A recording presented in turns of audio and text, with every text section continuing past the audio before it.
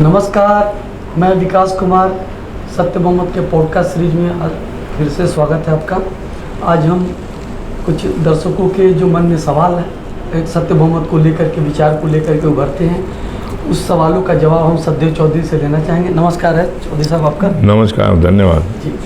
तो चौधरी साहब, सबसे पहले सवाल की शुरुआत करते हैं। जो आपने पार्टी का नाम रखा है सत्य बहुमत पार्टी जी, तो कहीं ना कहीं उससे एक बहुमत शब्द का नाम आता है इसमें।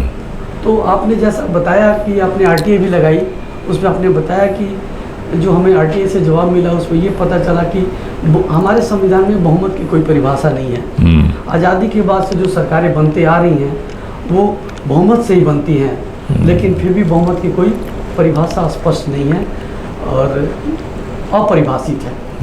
तो और उसको आप कहते हैं कि जो सरकार मौजूदा सरकार मतलब जो मौजूदा सरकार है या जो आज़ादी के बाद से अभी तक जितनी सरकारें बनी हैं वो आप कहते हैं कि भ्रष्ट बहुमत से बनी है।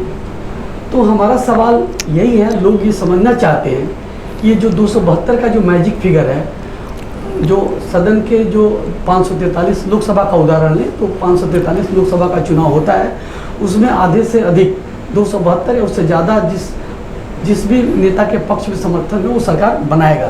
तो ये जो 272 का जो मैजिक फिगर है, आप उसको कहते हैं कि ये एक भ्रष्ट बहुमत है। ये इसको आप भ्रष्ट बहुमत क्यों कहते हैं, जरा स्पष्ट करिए दर्शकों। जी, धन्यवाद विकास जी।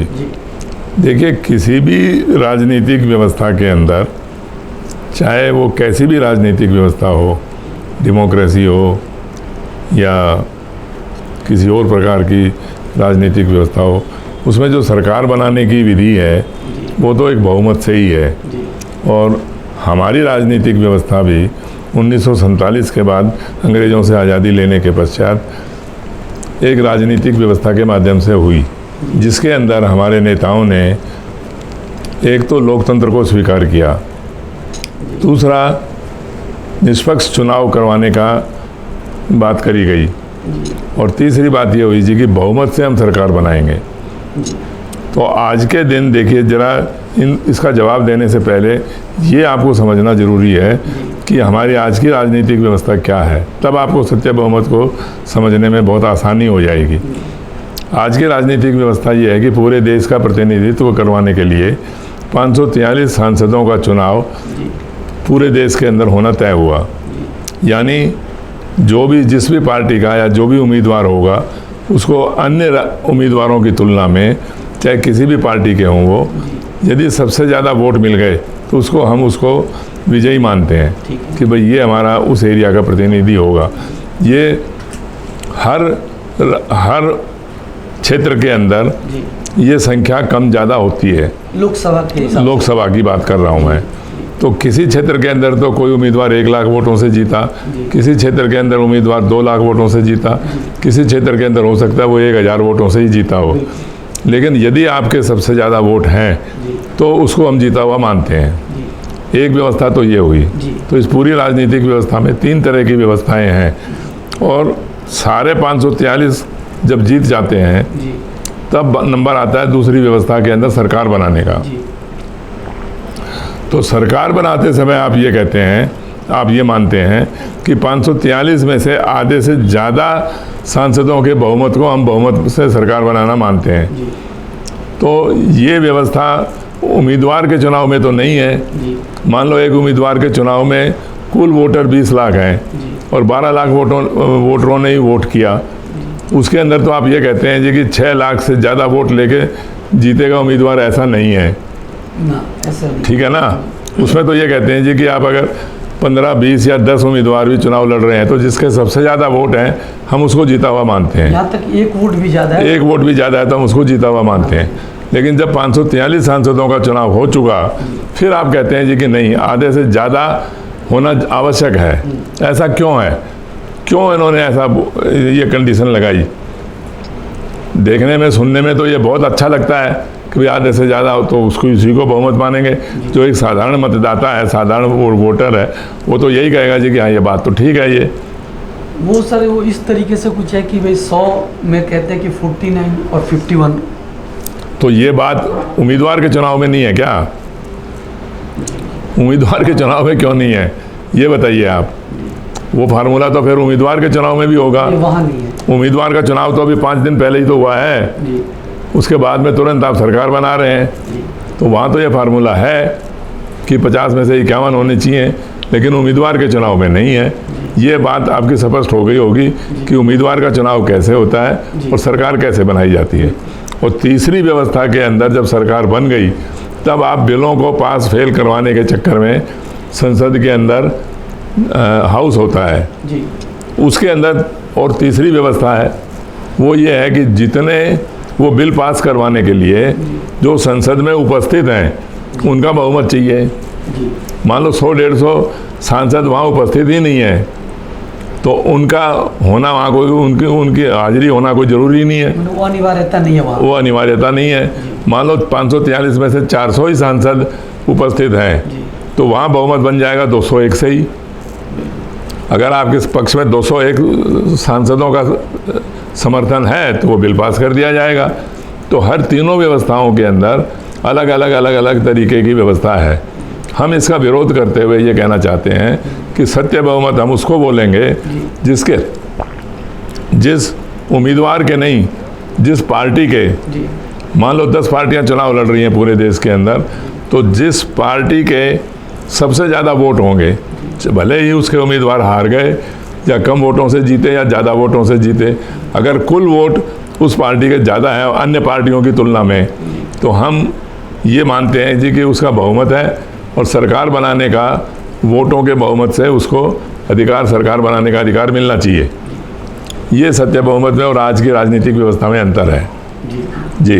तो आपने जो ये भ्रष्ट बहुमत आपने कहा, ये 272 जो मैजिक फिगर है, वो इसलिए कहा आपने क्योंकि ये कहीं ना कहीं इसमें मैनिपुलेट हो रहा है ये चीज़। उस जैसे देखिए बिल पास करने में आपने कहा ना कि 543 के हाउस कैपेसिटी में 400 उपस्थित क्यों रहेंगे, क्यों नहीं 543 से वोट लिया जाए।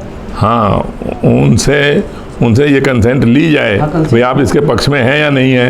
भले ही वो आदमी, भले ही वो सांसद हमारे देश में है, अपने उस शहर में है या नहीं है, या विदेश में या कहीं भी है तो उससे तो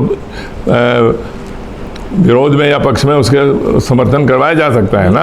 वो जो भी बिल पास हो रहा है या जो भी कानून बनेगा वो तो पूरे देश के लोगों, पूरे देश के लिए बनेगा।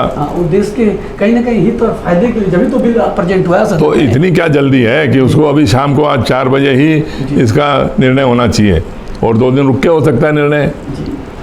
वो तो आज कई उसके तरीके हैं, डिजिटल जमाना है, कई डिजिटल जमाना है, ले सकते हो आप आजकल बहुत तरह का। लेकिन ये तो बिल्कुल कहीं ना कहीं इसको बहुमत नहीं माना जाएगा, अन्याय है ये, बल्कि लोकतंत्र है, नहीं होगा बिल्कुल लोकतंत्र नहीं है ये इसमें कहीं ना कहीं अपने हिसाब से पार्टियां अब कुछ ना कुछ मैनिपुलेट कर सकती हैं और करती होंगी जब वो 3 मिनट में कितने बिल पास हो जाते हैं जो पता भी नहीं चलता है। हाँ। और फिर देखने को मिलता है कि बड़ी व्यापक स्तर पे उसका विरोध भी हमने देखा है धरना प्रदर्शन के तौर पे, जिसको आप कहना चाह रहे हैं कि ये भ्रष्ट बहुमत है। और मैं इसको भ्रष्ट बहुमत इसलिए भी कहता हूँ कि पहली बात तो ये लोकतांत्रिक व्यवस्था नहीं है। नंबर 2, इन बिलों को सांसदों के बहुमत से पास और नहीं पास करवाने में बहुत तरह के लोभन प्रलोभन और इस तरीके के जो डराना धमकाना और बहुत तरह की बातें हैं जो इसके अंदर काम करती हैं जब भी वो बिल पास होता है। जी, एक अब सवाल आपसे लेना चाहेंगे जो सामान्यतः हम देखते हैं कि काफ़ी बुद्धिजीवी वर्ग भी बोलता है, व्यक्तिगत तौर पे भी कई बार बातें हुई मीटिंग्स में जिसमें कहा गया है कि ये जो गठजोड़ वाली सरकार बनती है, मान लीजिए जो 272 का जो मैजिक फिगर है उसमें सांसदों का समर्थन लेकर के चाहे एक पार्टी हो या कई पार्टियों को मिला के जो गठजोड़ बन के सरकार बनती है, उसमें बोलते हैं कि हम उसमें जो भी सांसद समर्थन देता है सरकार बनाने के लिए उसमें हर एक समुदाय के लोगों का प्रतिनिधित्व होता है सदन में। वो ट्राइबल एरिया से आते हैं, वो दलित से आते हैं, वो मुस्लिम से आते हैं, अन्य सभी वर्गों का एक कहीं ना कहीं वहाँ वो एक रिप्रेजेंटेशन होता है सदन हाउस में। तो ये जो सरकार बनती है वो लोकतंत्र को मजबूत करती है, वो सबकी सुनने वाली सरकार होती है। तो कहीं ना कहीं सत्य बहुमत की जो राजनीतिक विचारधारा में कहीं ना कहीं मोनार्की आ जाएगा, कहीं ना कहीं एक तानाशाह का रूप ले लेगा क्योंकि वो एक ही आदमी के हाथ में सत्ता होगा। तो कहीं वो स्वरूप तो नहीं हो सकता है, ऐसा बताते हैं बुद्धिजीवी वर्ग। तो उन सवालों का जरा दर्शकों को स्पष्ट करिए कि देखिए विकास जी, आज की राजनीति में, आज की राजनीतिक व्यवस्था में हर जाति का, हर धर्म का एक ध्रुवीकरण होगा। आप मुझे पूरे देश के अंदर एक भी सांसद ऐसा जीता हुआ बता दीजिए जिसने सब जातियों का, सब धर्मों का, सभी समुदायों का वोट लेके जीता हो। वो नहीं जीता।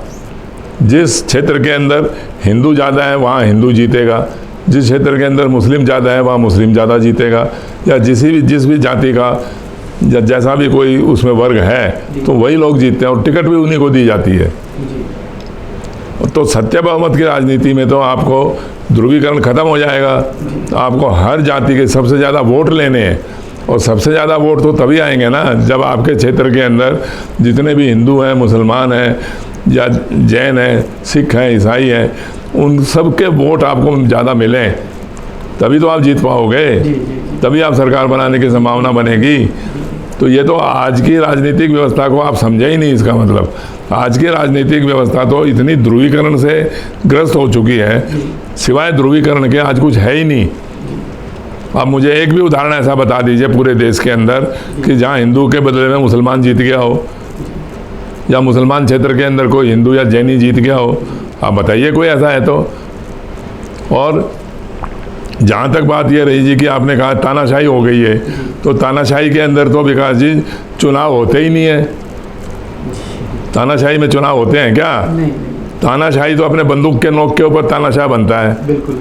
वो जो बोलेगा, जो भी उसका मन है, दिमाग काम करता है, वही तानाशाही का रूप दिखाएगा। तानाशाही तो मैं समझता हूँ कि आज की जो राजनीति में सरकार बनी हुई है या जो प्रधानमंत्री बने हुए हैं वो है तानाशाह। तो बिना अपने कैबिनेट से बात करे हुए, बिना अपने सांसदों से बात करे हुए, बिना लोकसभा में बात करे हुए, और कोई भी नियम पास करवा देते हैं, कोई भी कानून पास करवा देते हैं। तो ये तानाशाही है या सत्य बहुमत तानाशाही है, जहाँ पर चुनाव होंगे बाकायदा। सत्य बहुमत तो बिना चुनाव के सरकार नहीं बन रही है ना, चुनाव के से गुजरना होगा, चुनाव से गुजरना पड़ेगा। और चुनाव में भी आपको हर समुदाय का, हर धर्म का, हर जाति का, हर विशेष आपको वोट लेना ही पड़ेगा। उसके पक्ष में बात करे बिना तो आप वो राजनीति कर ही नहीं सकते। फिर वो बहुमत बनेगा नहीं, मतलब आप वो बहुमत नहीं बनेगा। सभी जाति का धर्म जी जी जी जी जी तो बहुमत नहीं बनेगा जी। तो आप भ्रमित हैं इस बात के लिए कि इसमें सत्य बहुमत के अंदर तानाशाही हो जाएगी। तानाशाही नहीं हो सकती सत्य बहुमत के अंदर। सत्य बहुमत में सबसे बड़ी बात तो यह है कि चुनाव हो रहे हैं और सबसे ज़्यादा वोट मिलेंगे सत्य बहुमत के अंदर। आज अगर मान लो 60% वोटिंग हो रही है, 90 करोड़ में से मान लो 60 करोड़ की वोटिंग हुई है, तो सत्य बहुमत के अंदर मैं मानता हूँ कि ये वोटिंग 80 करोड़ से भी ज़्यादा पार हो जाएगी। आप करवा के देख लो। फिर तो ये बहुत एक चुनाव आयोग के लिए भी एक अच्छा सुझाव होगा। हाँ कि इस बिल्कुल है, करे वो बातों पे, जिसके लिए वो बराबर कैंपेन करते हैं कि अपने आप ही हो जाएगा। पप्पू मत बोलो, वोट करो। हाँ जी जी जी जी। एक अगला आप सवाल आपसे ये रहेगा, जो आप ही अपने वक्तव्य में बराबर कहते रहते हैं कि सदन जो में पक्ष और विपक्ष होगा, उस सत्य बहुमत की राजनीति में वो पूरा सदन पक्ष का काम करेगा और पूरा सदन विपक्ष का काम करेगा देश के हित के लिए। ये कैसे संभव होगा? तो 1947 के बाद से जब से भी हमारे चुनाव होने शुरू हुए, सरकारें बननी शुरू हुई, करीब करीब 40 वर्ष तक तो ऐसा ही था। अच्छा जी। 19 ये जो पक्ष विपक्ष की जो बातें ज़्यादा हुई, ये बातें शुरू हुई 80-82 के बाद में, क्योंकि वहाँ पर एक तो देखिए आपने उसका विप का कानून बनाया और एक दल बदल का कानून बनाया। ये कानून क्यों बनाए? उससे पहले 40 वर्ष तक भी तो ये सरकारें चलती थी और सदन चलता था। वो तो सर दल बदल कानून इसलिए था कि कुछ लोग पार्टी छोड़ करके चले जाते थे और वो टूटे ना, तो उनको रोकने तो के क्यों लिए, किया ऐसा काम? वो रोकने के लिए उन्होंने जाएंगे तो जाने दो। 1/3 का लाया, फिर 2/3 का लाया। आपको क्या फर्क पड़ रहा है? कोई जा रहा है तो जाने दो। फिर सरकार ही गिर जा रही है ना उस चक्कर में। सरकार क्यों गिरेगी? अनस्टेबिलिटी हो रही है। देखिए आप सत्य बहुमत को और जो आज की राजनीतिक व्यवस्था है उसको मिला के बात कर रहे हैं। उन दोनों को मिला के बात मत करिए। या तो सत्य बहुमत की बात करो। जब सत्य बहुमत की बात होगी, सत्य बहुमत तो हमने वोटों के बहुमत से सरकार पहले बना दी, तो उसमें तो सांसद अगर कोई ऐसा प्रावधान हम बनाएंगे जी। भाई इतने सांसद सरकार को गिरा सकते हैं, दोबारा चुनाव करवाने पड़ेंगे, जी तब होगा ये काम। तो सरकार तो पहले बन चुकी ना, जी। सांसदों के प्रभाव से सरकार नहीं गिरेगी। मतलब आप ये कह रहे हैं कि जो सरकार बिल लाएगी, हाँ। उस सरकार के समर्थन में उस सरकार, बस जिस पार्टी की सरकार है, हाँ। उस पार्टी के जीते हुए भी सांसद सरकार के खिलाफ जा करके बिल के वोट करेंगे। वो अगर वो चाहें तो वोट दे सकते हैं अपने, मान लो उसको वो बिल पे समझ में नहीं आया, उसकी बुद्धि में स्वीकार नहीं है वो, जी तो अगर उसके विरोध में वोट दे रहा है तो वो बिल पास नहीं होगा। क्या फर्क पड़ा इसके अंदर? या उस बिल के अंदर कोई संशोधन करो, जो वो चाहते हैं उस तरीके का बिल बनाओ।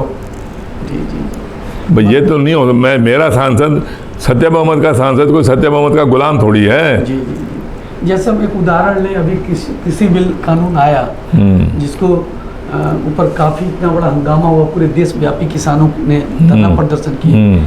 तो अगर ये बिल आया होगा, मैं कह रहा हूँ, वो तो वापस भी हो गया, होल्ड हो गया, वो आया होगा, तो आया जब तो सभी सांसदों ने समर्थन किया इसका, उसको ऐतिहासिक जीत बताई सरकार ने। देखिए बीजेपी की सरकार थी जी। और बीजेपी की सरकार के अंदर किसानों का बिल आया, एक भी बीजेपी के सांसद ने उसका विरोध किया हो तो मुझे बता दीजिए। वही सवाल है सर, ये वही सवाल है ना। हाँ। तो जब बिल आया तब विरोध नहीं है जी। तो सारे के सारे उसके पक्ष में हैं, और जब बिल को वापस लिया गया तो सारे के सारे उसके विरोध में हैं।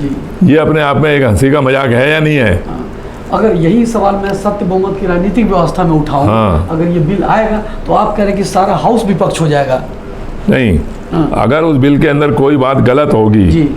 तो वही विपक्ष में होगी। अगर उसमें कोई अच्छी बातें हैं वो तो हम स्वीकार कर सकते थे ना। अब तो कोई अच्छी बात भी थी तो वो भी अस्वीकार हो गई। बिल्कुल बिल्कुल। ये दर्शकों को बता दें, ये वाकई में एक बहुत बड़ी बात है। हाँ। क्योंकि ये एक अच्छी बात निकलेगी कैसे? बहुत मजबूत और स्वस्थ लोकतंत्र बनेगा इस तरीके से, जिसमें टोटल जो सारी बातें होंगी कहीं ना कहीं जनता की इच्छा और आकांक्षाओं के ऊपर बात आएगी। न पार्टी की चलेगी, न सांसद की चलेगी तो जनता की, जिसको हम लोकतंत्र बोलते हैं। हमें तो उम्मीदवार भी अच्छा चाहिए और विचार भी अच्छा चाहिए। जी जी जी। एक आप सर, आपने अपने वक्तव्य में ये भी कहते हैं कि चुनाव होने के पश्चात वोट देने वाला मतदाता नहीं हारता, तो इसका जरा से स्पष्ट करिए। इसमें उम्मीदवार, हम तो ये मानते हैं कि उम्मीदवार हार गया तो साथ में उसको वोट देने वाला ही मतदाता भी हार गया। तो ये इसका मतलब क्या है जो आप कहते हैं कि मतदाता नहीं हारा हुआ होना चाहिए, मतदाता नहीं हार सकता? देखिए, जब हम कुल वोटों के बहुमत से सरकार बनाएंगे उस टाइम पर उम्मीदवार हार गया तो हार गया, वो तो एक अकेला आदमी है, उसने भी तो वोट तो दिया ही है ना किसी ना किसी को। उम्मीदवार भी तो वोटर है, लेकिन वोटर एक भी नहीं हारेगा, क्योंकि जब वोटों की गिनती होगी और जिसको सबसे ज़्यादा वोट मिलेंगे जिस पार्टी को, वो सरकार बनाएगा। तो सबसे ज़्यादा वोटों के अंदर तो जो हारे हुए उम्मीदवार हैं उनके जो वोटर हैं उनके वोट भी उसमें शामिल किए जाएंगे।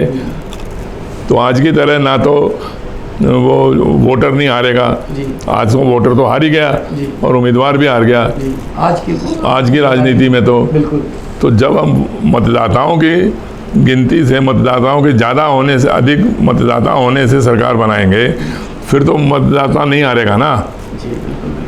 तो आप कह रहे हैं कि हारे हुए, जैसे आज की जो बीजेपी की उदाहरण लें, इनकी सरकार बन गई है, फिर भी इनके कई जगह सांसद हारे हैं। हार गए तो वो वोट नहीं गिन रहे हैं। तो हारे हुए का वोट नहीं गिन रहे हैं, हारे हुए का वोट नहीं गिन रहे, हम तो हारे हुओं के भी वोट गिनेंगे। सत्य बहुमत की राजनीति में हाँ। हम जीते हुए का भी और हारे हुए उम्मीदवार दोनों के वोट काउंट कर। हो सकता है कि बीजेपी ने सरकार बना ली, ठीक है, बिल्कुल, लेकिन उनके जो हारे हुए उम्मीदवार हैं उनके वोट उन्होंने नहीं गिने, और जो दूसरी उसके प्रतिद्वंदी थे, मान लो कांग्रेस थी या कोई भी और था, इंडिया थी, तो उनके अगर हारे हुए उम्मीदवारों के भी वोट अगर हम गिनेंगे तो उससे ज़्यादा वोट हो जाएंगे। जी बिल्कुल, उससे ज़्यादा वोट हो सकते हैं। तो सरकार बनाने का अधिकार तो उसको होगा जिसके पास वोट ज़्यादा है, ना कि उम्मीदवार ज़्यादा हैं, सांसद ज़्यादा हैं। ये इसमें अंतर है। आप बिल्कुल, ये स्पष्ट हो रहा है दर्शकों की, लोकतंत्र की मजबूती सत्य बहुमत से ही किसी न किसी सत्य बहुमत से ही है निकल के आ रही है। एक आपसे अंतिम सवाल ये हमारा है, आप बराबर बोलते हैं कि ये आज की जो मौजूदा राजनीति है इसमें धन बल बाहुबल का प्रयोग होता है, एक समाज से, जो समाज में काम करने वाला है, दिन रात जो काम कर रहा है, उसके पास अच्छे विचार हैं, आइडियोलॉजी है, कोई नेक कार्य कर सकता है, उनको बड़ी से बड़ी पार्टियां कहीं जगह नहीं देती, टिकट नहीं देती, या वो कहीं ना कहीं वो वंचित होते हैं। और इसमें ये किसी तरीके से धन बल का, बाहुबल का प्रयोग करके, बड़े बड़े विज्ञापन करके वो जीत जाते हैं और सरकार बनाते हैं। तो आप ये इसमें कहा कि ऐसी राजनीतिक व्यवस्था में ये इसलिए संभव हो पा रहा है क्योंकि राजनीतिक पार्टियां की प्रायोरिटी वोट लेने की है, उनको वोट की आवश्यकता ही नहीं है। तो ये बात समझ में नहीं आती, जब चुनाव हो रहे हैं तो वोट की आवश्यकता क्यों नहीं है? वो वोट लेने की आवश्यकता देखिए इसलिए नहीं है ना कि ये तो कोई औपचारिकता या कंडीशन कोई है नहीं कि इतने वोट लेके आपको जीतना है जी। जब इतने वोट लेके आपको जीतना ही नहीं है तो कितने भी वोट आए और आप जीत गए जी। बिल्कुल। आपने फिर ये धनबली को, भ्रष्टाचारी को, अपराधी को, बलात्कारी को टिकट क्यों दिया?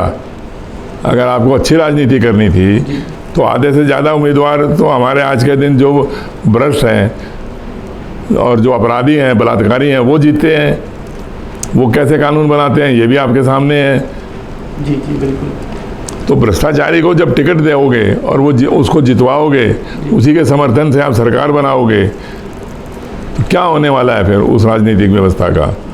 उस राजनीतिक व्यवस्था में तो कुछ भी अच्छा निकलने वाला नहीं है। तो आज हमने दर्शकों को बता दूं कि अच्छी एक चर्चा करी हमने, इसके ऊपर कई सवाल लिए जो लोगों को मन में जो सवाल आते हैं, और कुछ ऐसी जो व्यक्तिगत कई मीटिंगों के माध्यम से भी कई लोग सवाल करते हैं, उन सवालों को भी लिया। एक समझाने का प्रयास सतदेव चौधरी जी ने यहाँ किया जी। कि भाई उन सारी बातों को मैं समझता हूँ कि दर्शकों को बहुत स्पष्ट हो रहा होगा यहाँ पे, और वो सत्य बहुमत की विचारधारा को बहुत अच्छे से समझ चुके होंगे। और हम आगे भी इस कार्यक्रम को ऐसे कंटिन्यू करेंगे और कोशिश करेंगे कि जनता को जो मौजूदा समस्याएं हैं, जो करप्शन जिसको मानते हैं वो वाकई करप्शन है, वो भ्रष्ट बहुमत ही मुख्य रूप से करप्शन है, और उसका जो समाधान है वो सत्य बहुमत है। तो आगे फिर इस बात को कंटिन्यू करेंगे। तब तक के लिए नमस्कार। नमस्कार, धन्यवाद।